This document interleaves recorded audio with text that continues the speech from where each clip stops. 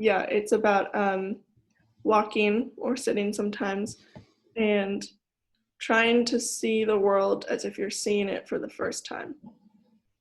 And the sense of kind of awe and curiosity that comes with it, of like, oh my God, this is the most wondrous and beautiful thing I've ever seen, but I just haven't been looking closely enough before to notice it. This is about humans dreaming together. About humans supporting each other on our journeys. It's about the science and the art behind making our dream lives a reality. To the students of life, the young and the curious, the dreamers and the doers, to those who crave to be a strong individual and want to be part of something bigger than themselves. Welcome. Welcome. Welcome. Welcome to the Dreamology podcast. Welcome, everyone, to the Dreamology podcast. We are here because we believe that just like anything else in life, the dream life can be studied. And Dreamology is the study of the art and the science behind making your dream life a reality. And we are here to give you the mindset, tools, and strategies for making daily progress towards your dreams, no matter where you are in your journey. My name is Tim Bishop. I am the co-founder of the Dreamers Initiative, a student of life and a life conversation junkie who is on a mission to identify how to truly live the dream life and help you do the same. Our guests include best-selling authors, neuroscientists, entrepreneurs, and dream chasers around the world who share their knowledge, greatest stories, and life lessons with us. And before we dig in, I want to mention this podcast is brought to us by the Dreamers Initiative, a personal development community for helping young individuals out there awaken their dream life and make them a reality. We believe humans are stronger together and that together we can accomplish anything. Let's get started on today's episode.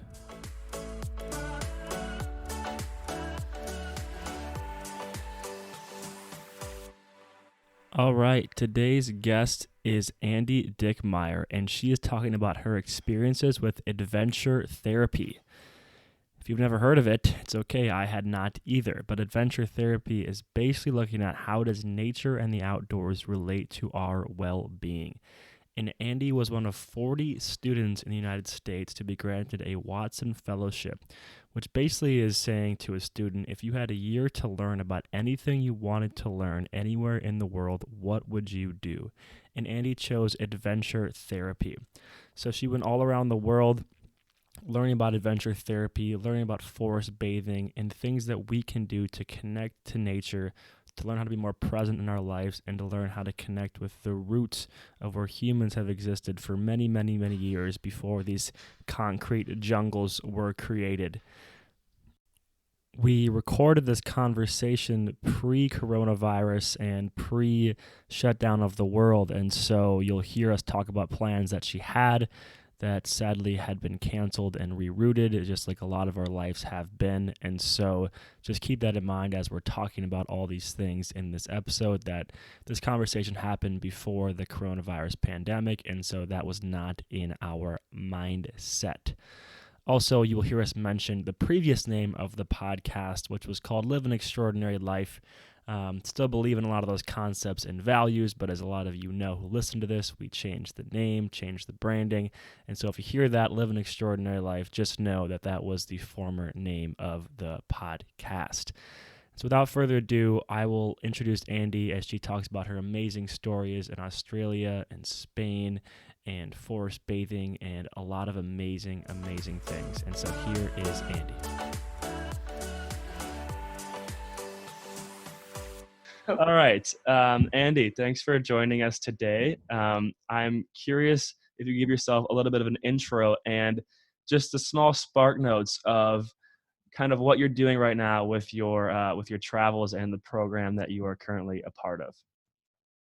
Cool. Yeah. So my name is Andi, and I'm currently on a Watson Fellowship studying mental health and nature-based therapeutic practices and programs, which essentially means I'm traveling around the world and learning about things like wilderness therapy and adventure therapy and this thing called forest bathing, which is awesome, and meditation and mindfulness in the woods, and essentially anything that involves nature and the outdoors and how that relates to people's sense of self.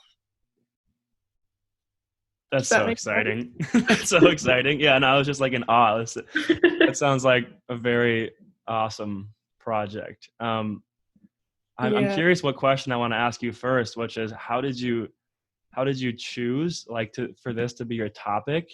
Mm-hmm. Or talk to me about like the process that led up to you even like doing something like this. I'm gonna let you choose which one you want to answer because I'm Really? super interested in both of those I think things. they meld together as well too. Okay. All right. So, yeah. Okay. So you've known me for a while, so you know that I've really been into like mental health stuff for a long time.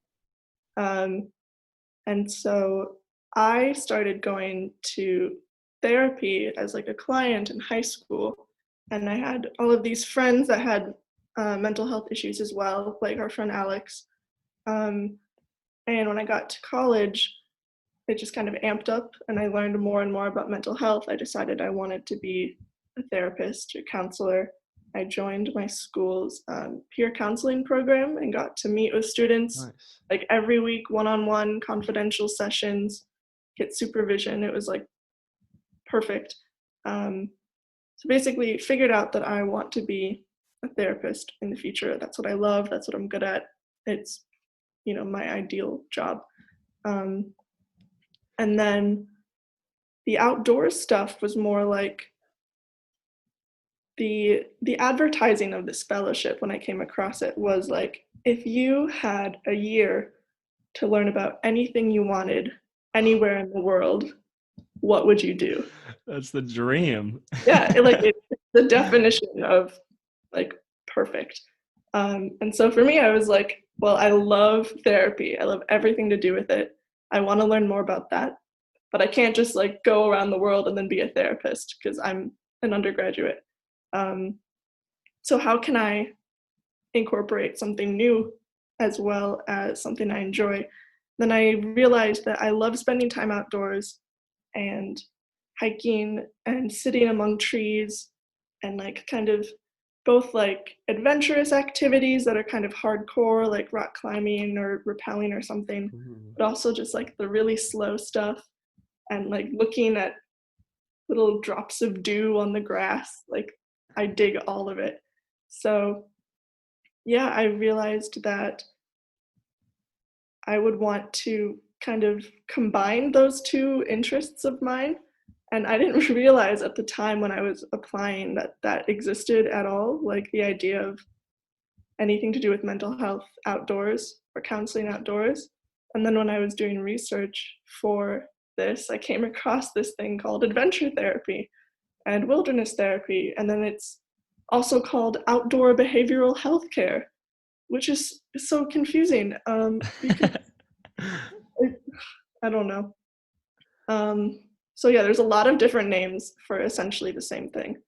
Okay. And yeah, it's called different things around the world. So in Australia, it's called bush adventure therapy. Of course because it is. if you say wilderness, then you are implying that like the land is barren and free of people.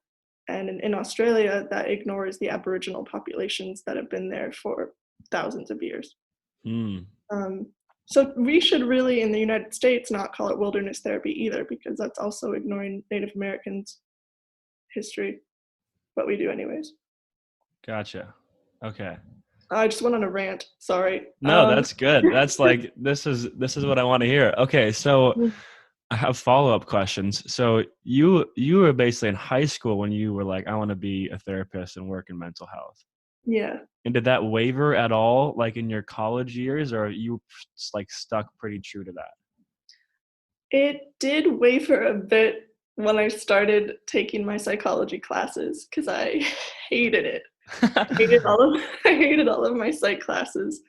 It was because of the content or just how it was structured or how it was structured. It wasn't about connecting with people. It was psychology as a science. And that's fine and good, but it's not what I care about. I care about the part where I'm talking to someone and like when I'm sitting across from them and I feel a connection with them. That's like the best feeling. And Right. in my psych classes, I was learning like, well, if you need to prove or you need to provide evidence for like some theory, you need to set up this study to do this, this, and this, and your p-value needs to be less than 0.01, otherwise it's a sham and you got to do it all over again. And I just didn't care about that at all. Yeah. And that was essentially all of my psychology classes were about like learning facts and then finding ways to find out my own facts about general populations of people and not necessarily individuals. Okay. So in terms of wavering, I was really, really close to dropping my psych major because it was just like killing me. And like I was a philosophy major as well. And that was actually That's way a more sweet about what I combo. wanted. Yeah.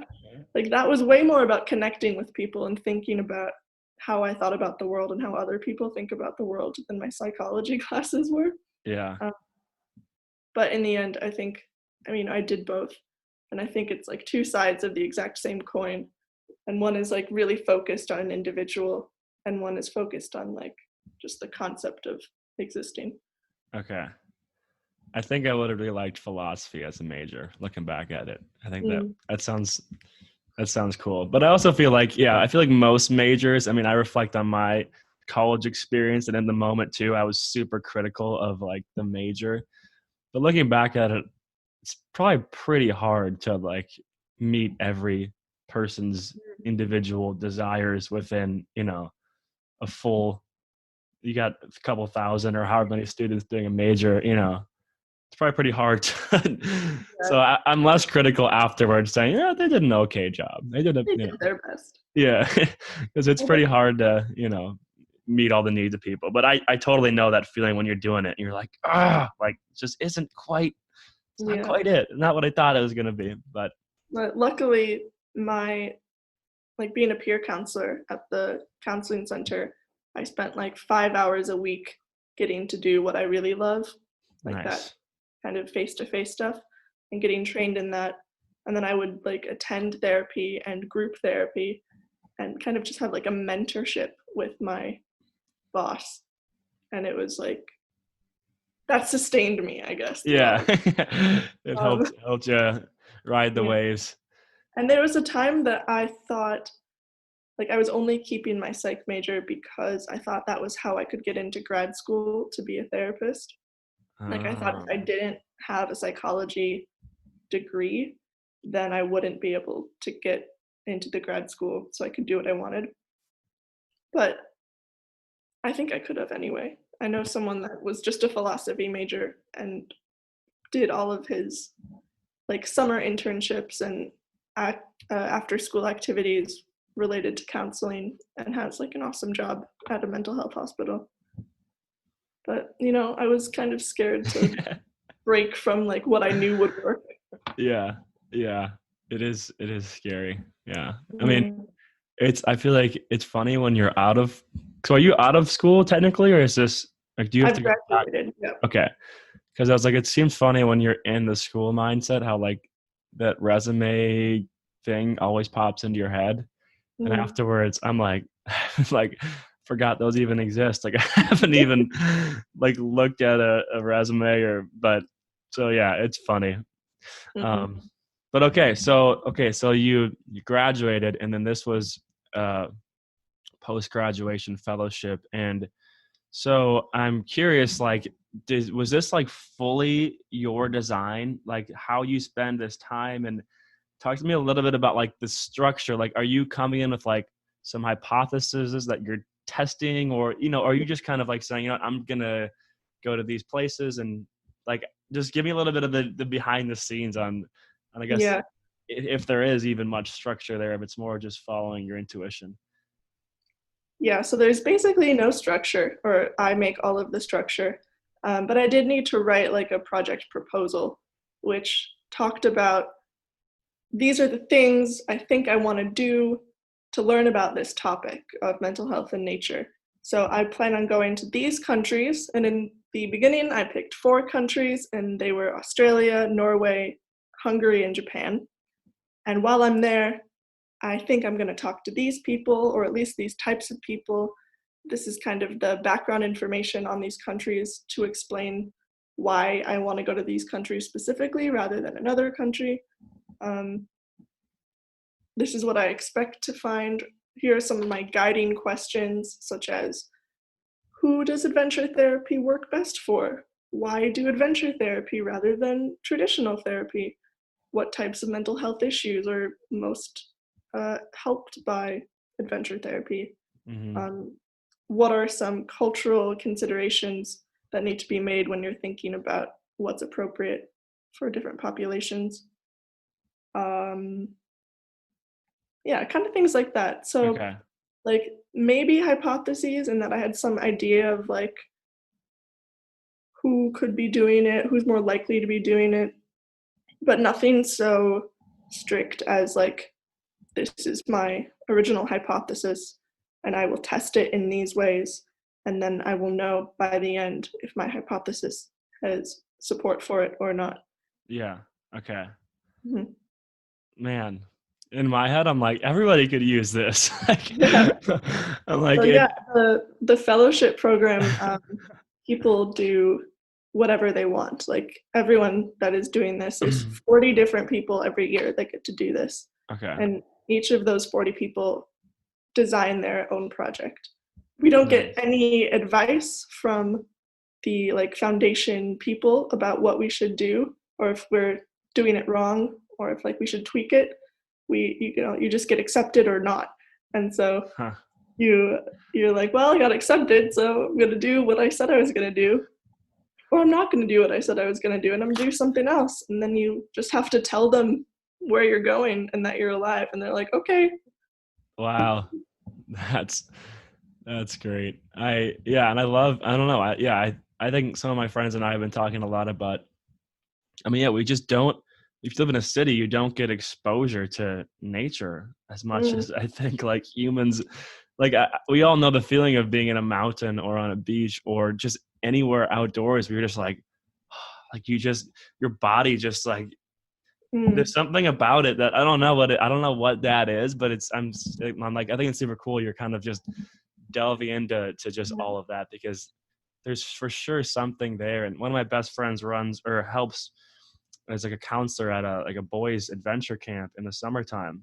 That's awesome. He's always like, just dude, it's amazing how these kids just get there, and all of a sudden, it's just like life changes when you get out into the outdoors, or however we want to call it, the bush, or just a place where there's more opportunity to interact with maybe the natural world. So I think it's so like cool. Think about it, where thousands and thousands of years of like humans even existing on the earth, 95% of that time we were in the forest or the savannah. Yeah. Or like 99.9. Yeah. I don't know what the chunk all is. Of our time, all of the time that we've spent developing and going through evolution has been about living in this forested environment. And so when you go back there now, like what you're describing of like, I don't know what it is, but it's just like this feeling. Yeah. Like that's our home. That's where we're supposed to be. That's what our bodies grew up to become used to. And like living in concrete jungles is not what our bodies are supposed to be doing. Yeah, there's a lot of information about that with like Shinrin-yoku or forest bathing. I have a book. Get it. I have multiple books, but this one is close to me. Ooh. The Japanese Way of Forest Bathing for Health and Relaxation. Oh, okay. So is this going to be a part of your Japan experience? Oh yeah, this is the Japan experience. I don't think I'm going to be learning about adventure therapy when I'm in Japan. Just this. Actually, I'm going to interview the author of this book in April. Really? Yeah. Nice.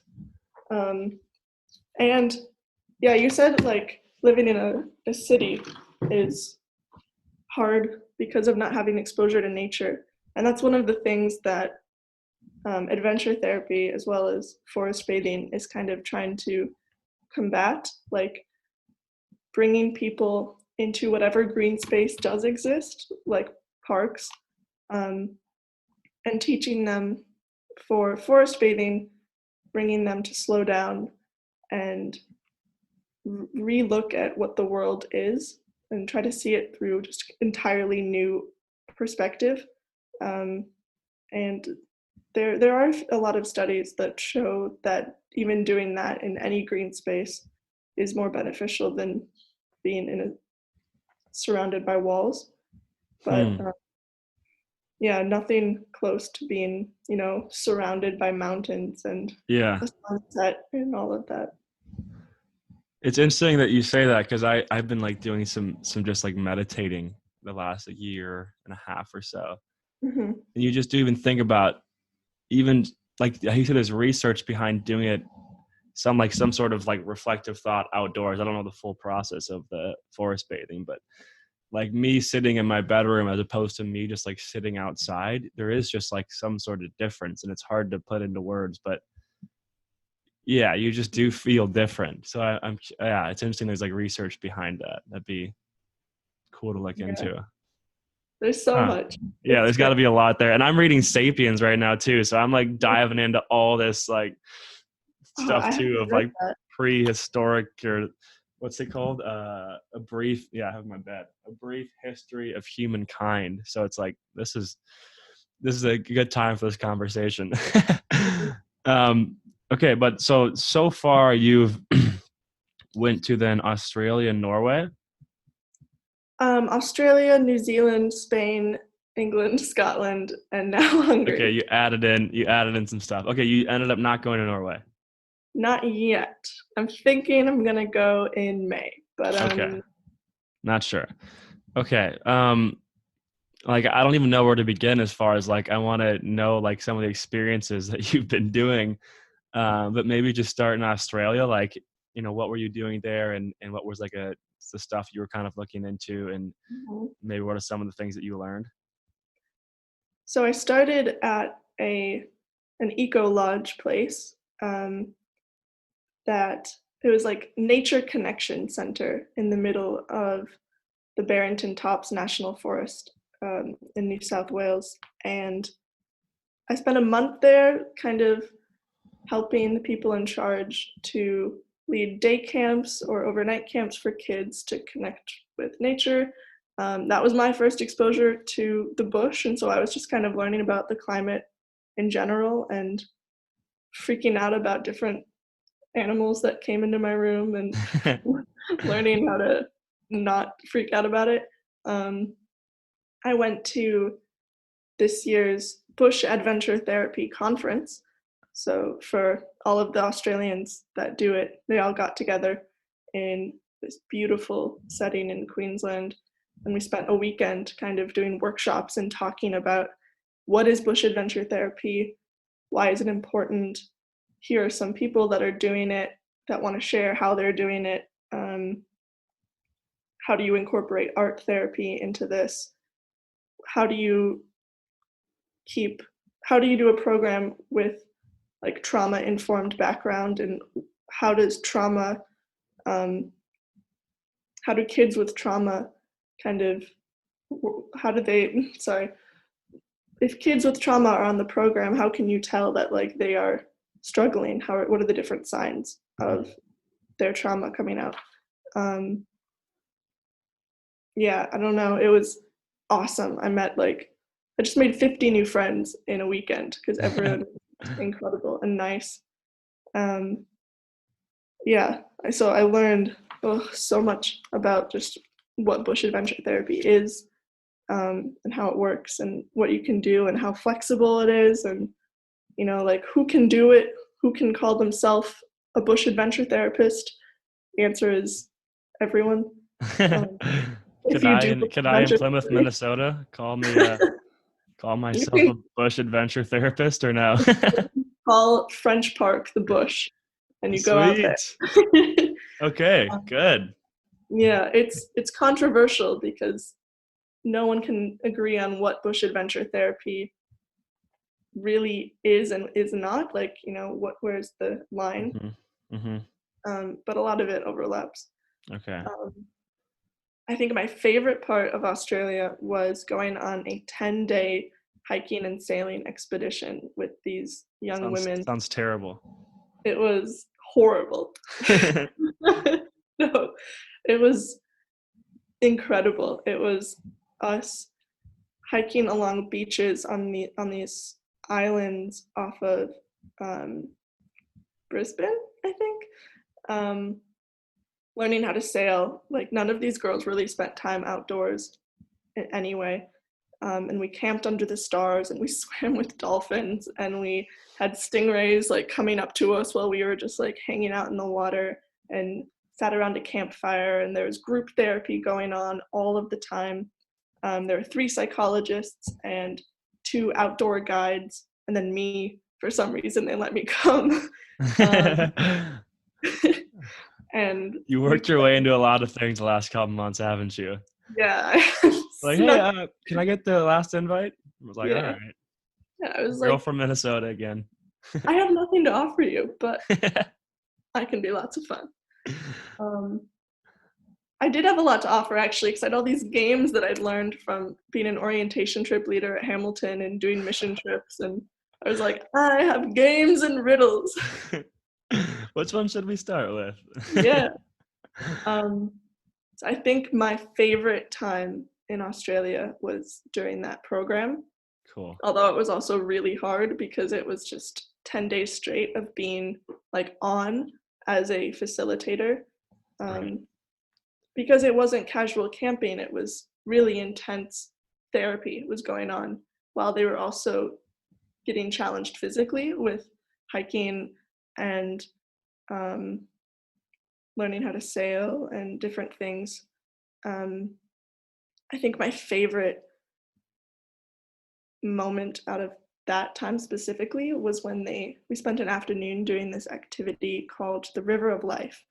And so we went into the bush, and everyone had an hour to sit down in their own space and look at different elements that they were seeing in nature, different plants, pine cones, shells, branches, sticks, bugs, whatever, and take all of those things and create a piece of art that resembled a river, and use that to showcase their life story. How did they get to this place, then this moment? Start from when you're born, and where you are right now. And so you can use pine cones to represent your family. Perhaps if you had a bad relationship with one person, like that pine cone is uglier than the other pine cones to represent the ugly side of it or something. And by the end, after an hour, everyone went to each other's river of life and listened while they shared their river of life story. And it was like the most emotional experience I think I might have ever had as I was just this listener getting to take in and hold space for all of these girls' feelings that had been through so much trauma and neglect. And they were getting to connect with the land and nature and share their story the way they wanted it to be heard. Like, they got to shape their own story when in their whole life they haven't been able to, because so much is just kind of happening to them. And no one questioned what they said. No one was like, are you sure that really happened? Or that doesn't sound as bad as you're saying. Like, everyone was just there and accepting and loving that person. Wow. I'm getting the goosebumps. Yeah, me too. Like, how often, I mean, it sounds like just a raw moment of like just authenticity. It's like, this is my story. This is it. And how often do you get to just sit down and then have a group of people who just are like, all right, hear it. And that's wow.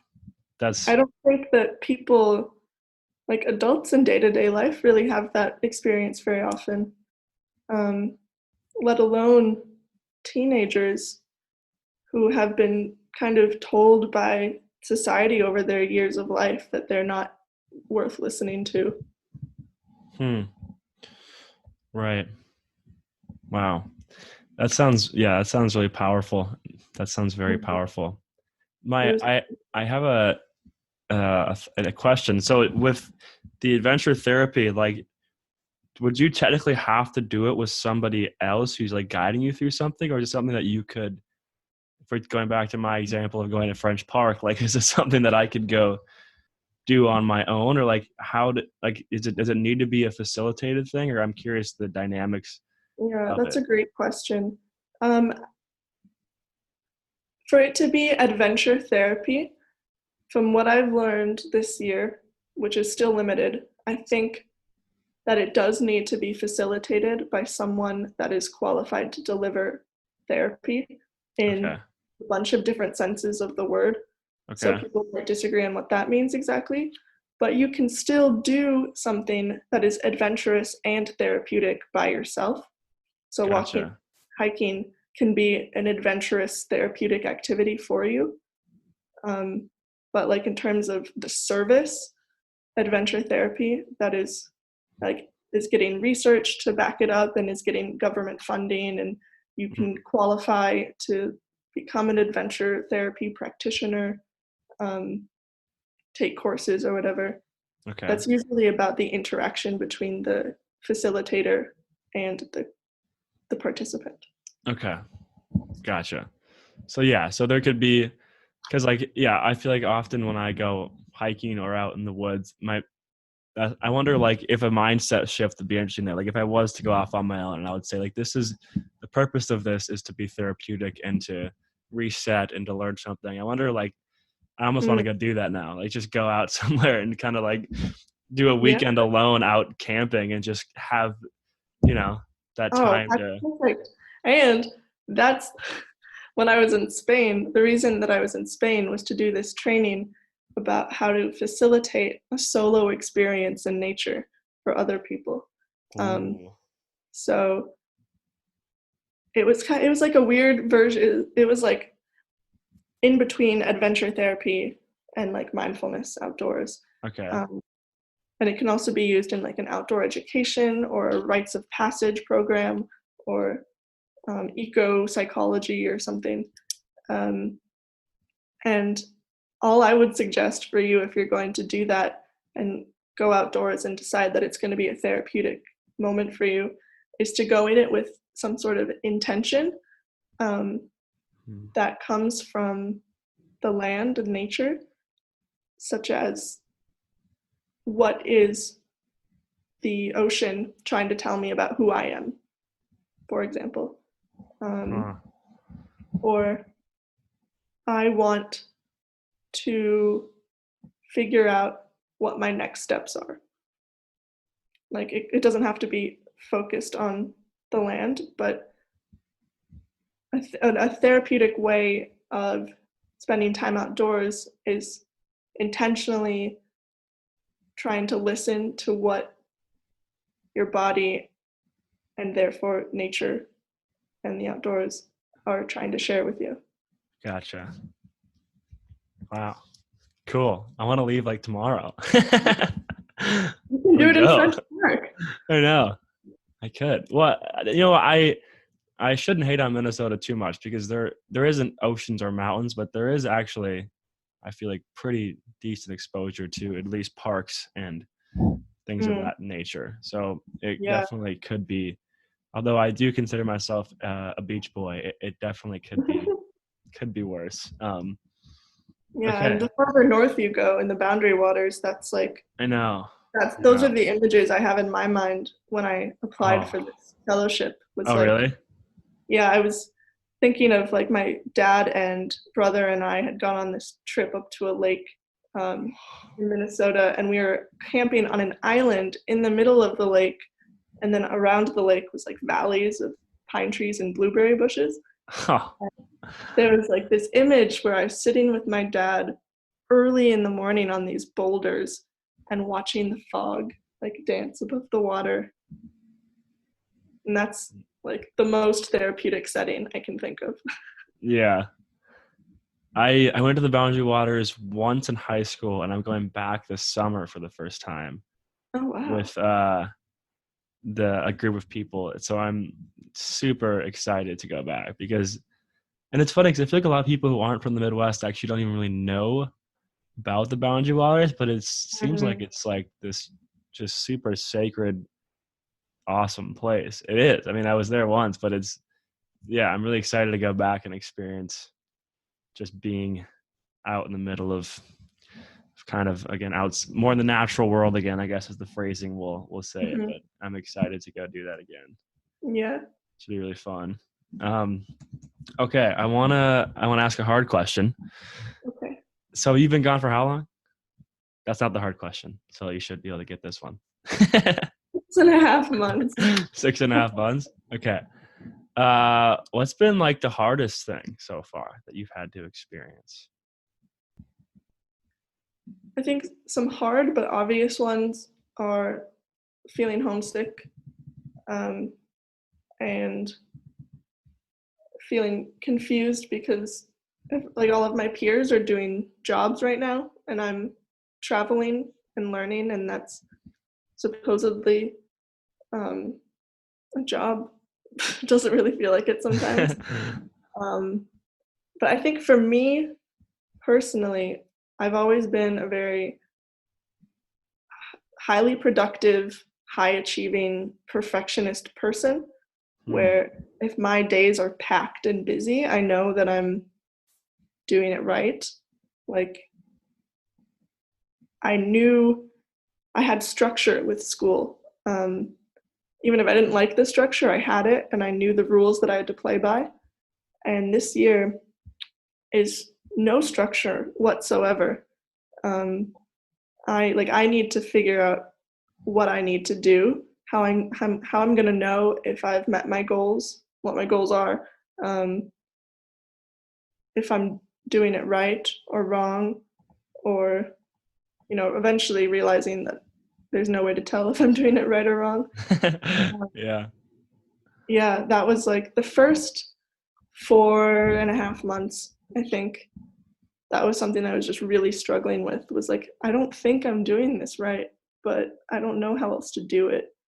And then kind of in like the 5th month, I really leaned into that, and I was like, I'm sure I'm doing it wrong. Like, I'm positive that this is not the way it's supposed to. Yeah. And now I'm kind of like, this year is about learning about adventure therapy, but it's also about me having new experiences and growing. And like the only kind of requirement is that I challenge myself. And that means that there's a bunch of different spheres that I can challenge myself in. And it doesn't have to be physical, like go rock climbing up to like a higher place than you've been before, or like speak a new language, or go to the most like obscure place I can think of, but rather like find my own routine that works for me and stick to it, or commit to learning about healthy cooking and regenerative cultures and try it even though it's really uncomfortable to think about changing my lifestyle, things like that. So there was a hump at some point, and I think I'm over the top, but I'm not, I'm like you're getting there. I mean, that's an interesting thing to bring up, just like the productivity argument, and just like it's like it is like in our DNA. I don't know what it like. I mean, it's probably because you go to school for how many years? 15? I don't even know. I could be wrong. 16. But like that's our mindset. So it's probably like really good for you to like again, the beginnings, that's probably difficult to snap out of that. Because even I like, I doing that as well. Like what? you are your own Oh boss. yeah.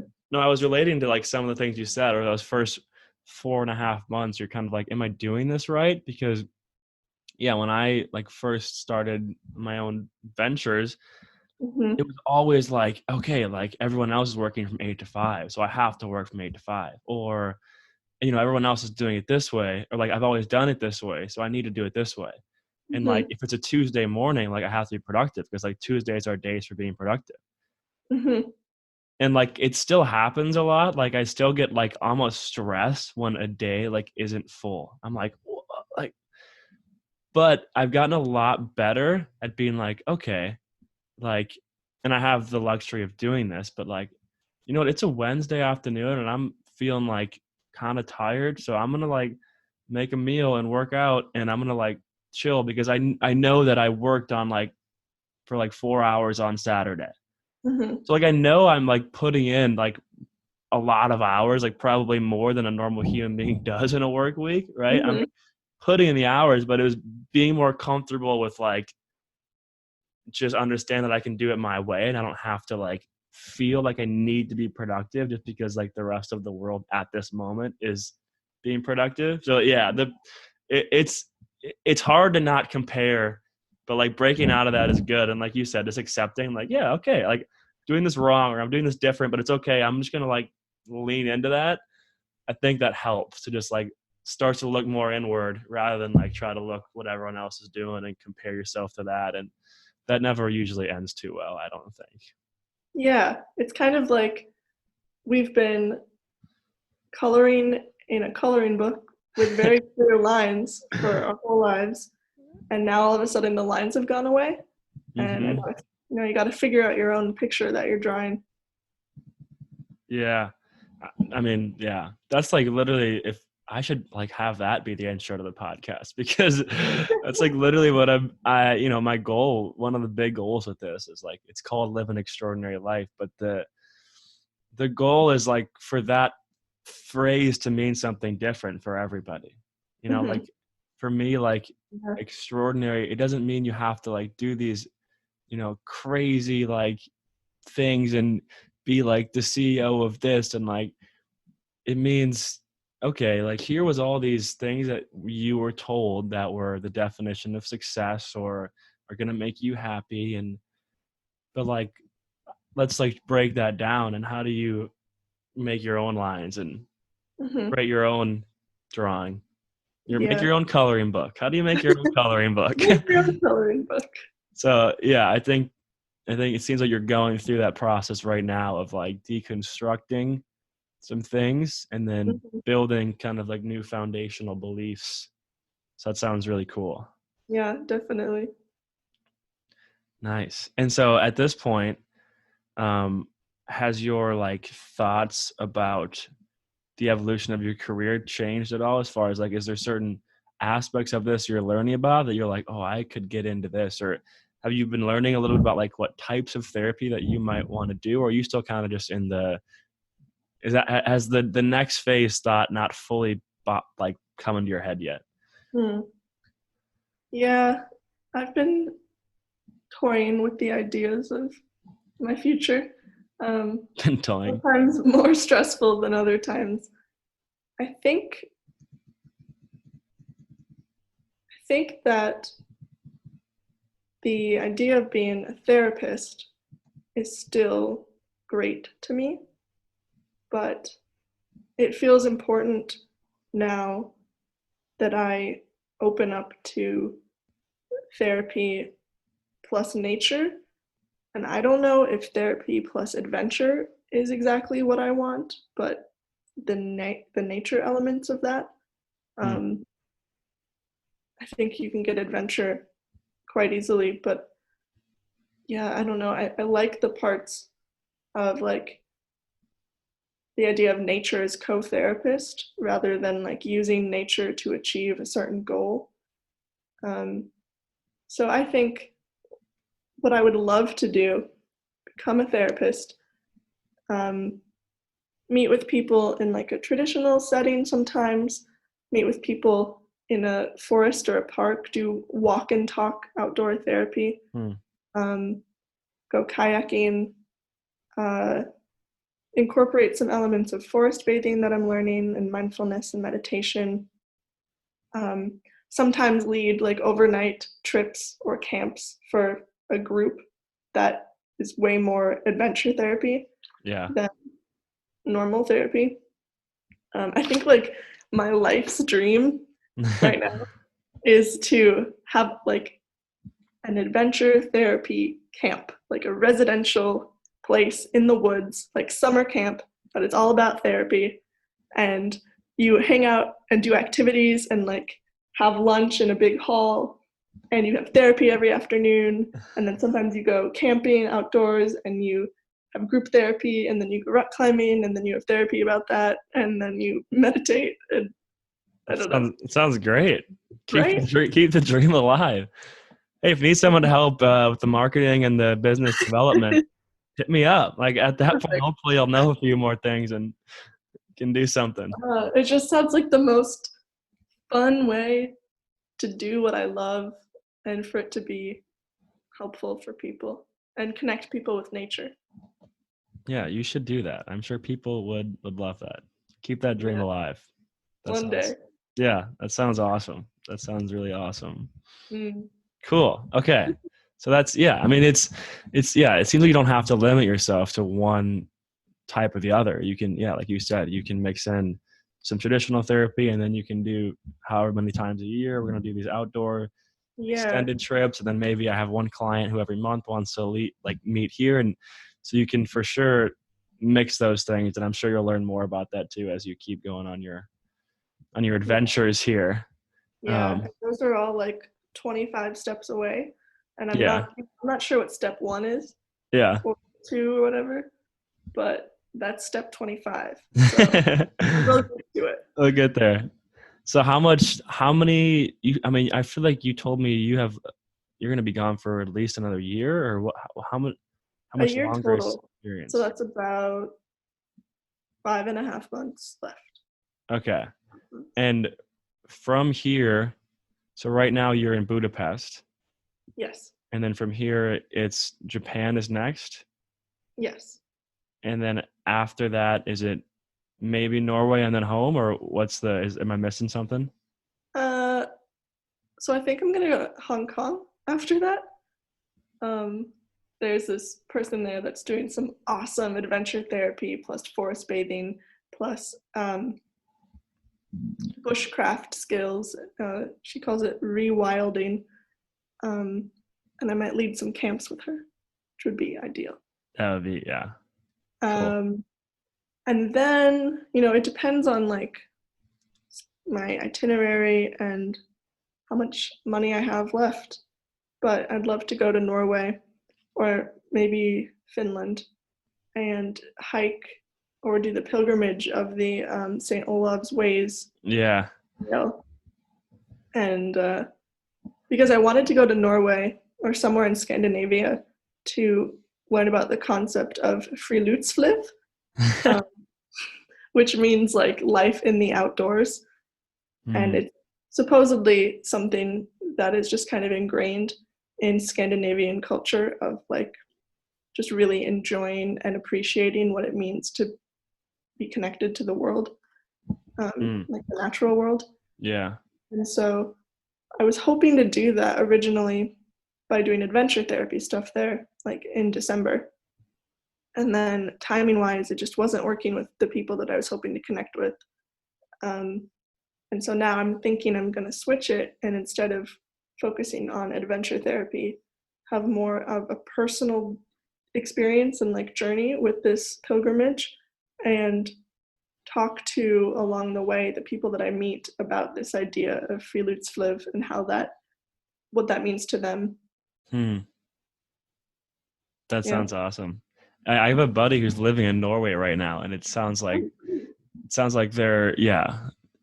there's something really unique about the Scandinavian culture and their relationship with the natural world, and it's really cool. Like there's just like all the systems are in place that in theory like are just so awesome. Like there's like on the beach there's recreational equipment, and you can like use it for free as Wow. long as you bring back trash that you see. That's So awesome. it's like they have these systems, or like there's another one that's and I could be getting the numbers a little bit wrong here, but with for vehicles, if you buy the same car, like $20,000, same car, but one's electric and one is not, the gas or the oil-based car is taxed at like 100%, and the electric car like isn't taxed. So you get the Wow. same car, but if you get the electric one, you're paying like half the price. It's like, oh yeah. So like they have these like just natural kind of systems in place that make it so doing the right thing is like also like the financially beneficial thing. So Yeah. it's super cool. And I they have did, this thing with camping, like tents outside, and that apparently any public space you can camp on, yeah. like accessible and legal and free.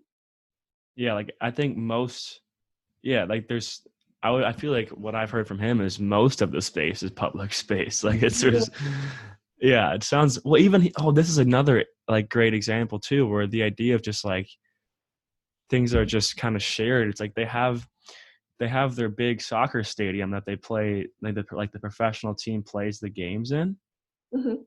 but like anybody can use the stadium. So like him and his buddies can go in and play soccer there.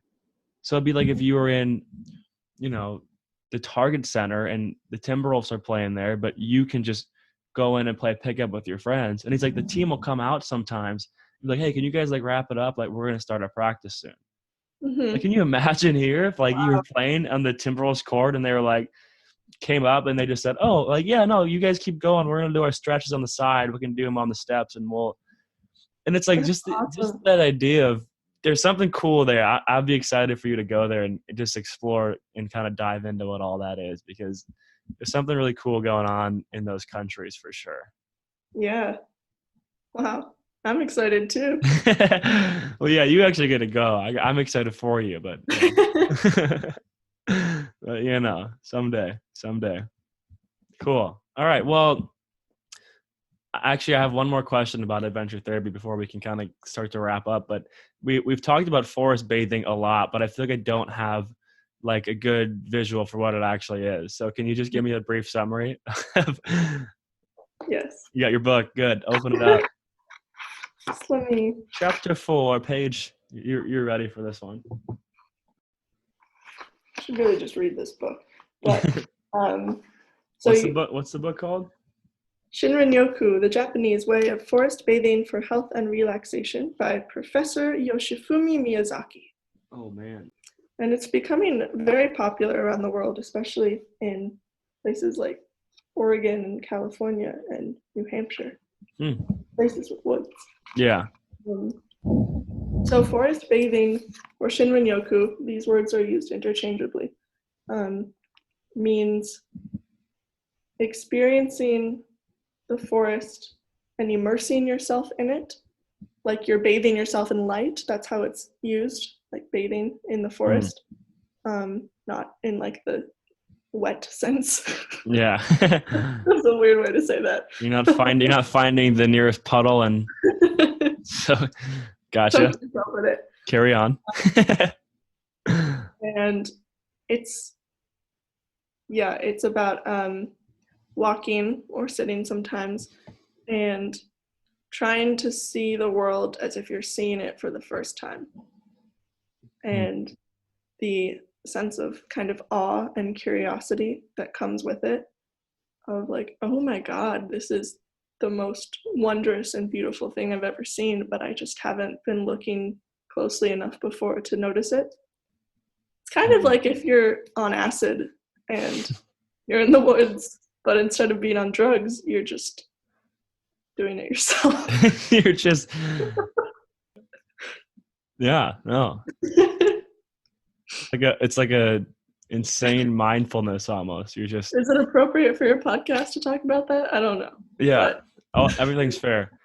No, but I mean, it's funny too that you even mentioned that, because there is a lot of research behind that. A big part of like doing some sort of hallucinogenic or some sort of drug is like just the mental aspect of it. Like your brain has the capability of reaching some of these states on its own. That's the conclusion we're making. Yeah, and maybe not so much in the sense of like, oh, everything is swirly, but like, oh my God, this is like, I have no words to describe it because it's so beautiful, or it's really like taking hold of me, and I feel really connected to it right now. Cool. So that's like, I'd say that's the pretty extreme version where like you're really good at forest bathing and you've done it a lot.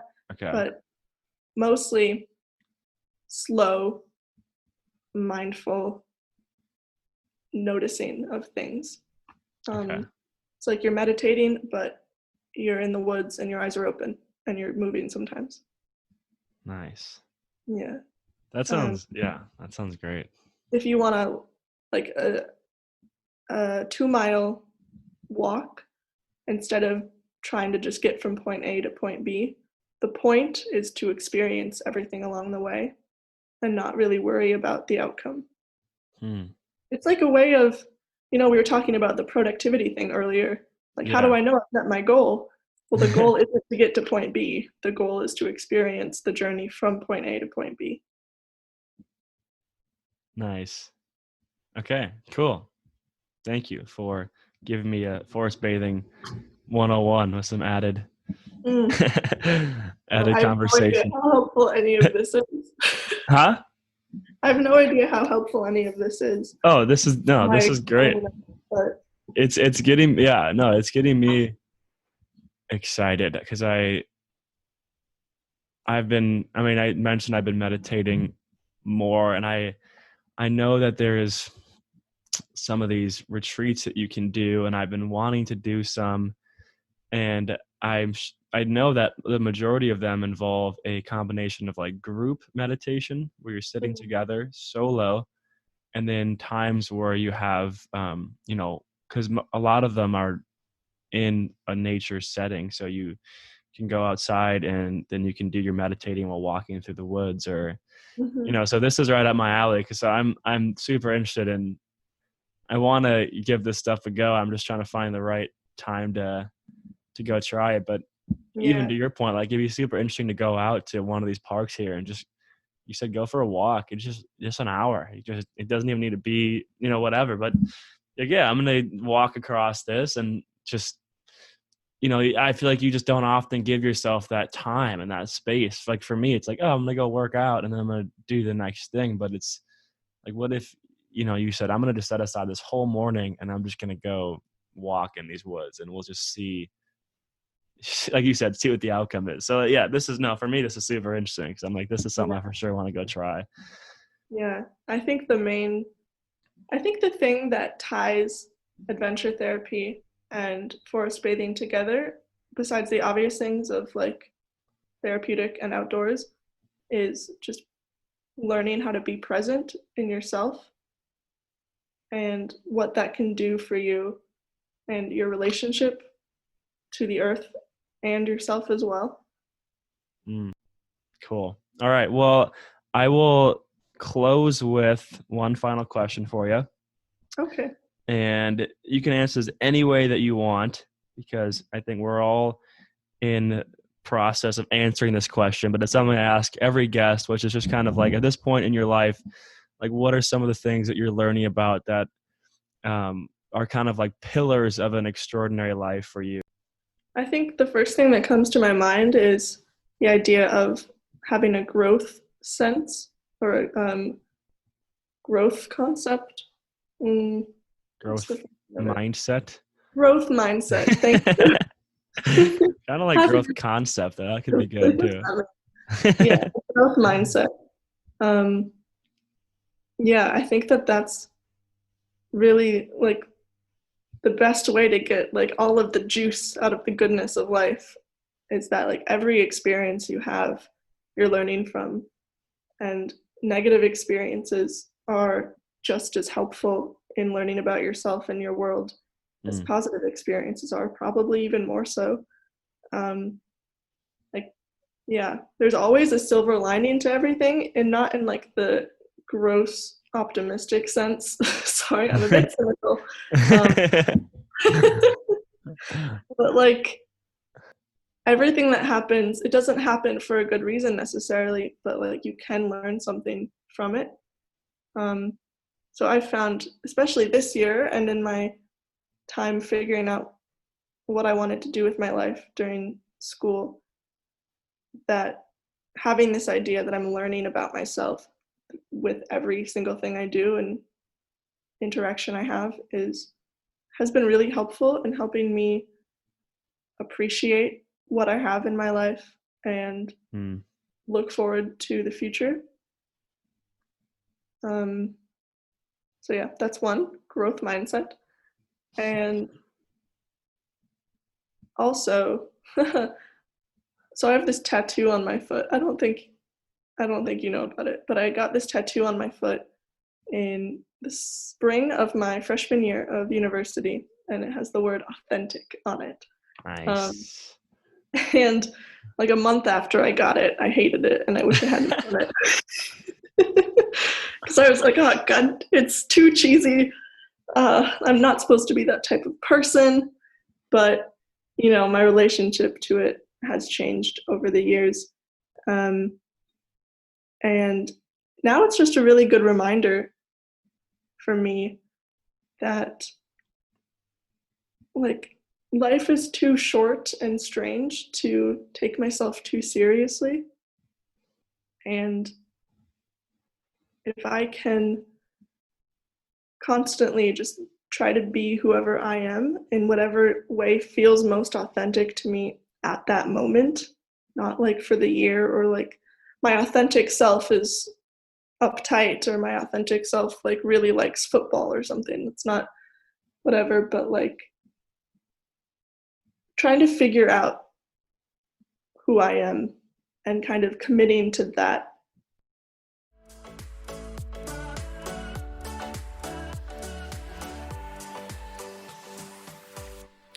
All right, everyone. I hope you enjoyed this episode with Andi Dickmeyer. I hope it has you thinking about some new things. You know, for me, it's really got me thinking about how I can get myself in the outdoors more, even on a day-to-day basis, right? And this idea of using adventure and nature and connecting to the outdoors, connecting to where humans have lived for 99% of our existence, and using that as a way to ground ourselves in the present moment and to appreciate the earth and to understand ourselves and who we are and what our role is in the world. And so my call to action for people, even though this isn't exactly adventure therapy like we talked about, is to have an adventurous and therapeutic experience where you're setting intention, going to the outdoors, and trying to connect yourself to nature and be more present. In a world where we're living in front of screens 24/7, whether it's on our phones or on our computers, stepping away and having a fast from technology is shown to have so much mental health benefits, and this is one of those ways to do that. So find a way to get outside more, connect with nature, and if you're feeling big, plan an adventure therapy experience for yourself where you can go out in the outdoors and really reconnect to the natural world. So thanks for tuning into this very special episode with Andi Dickmeyer, and as always, go make those dream lives a reality. I'll see you next time.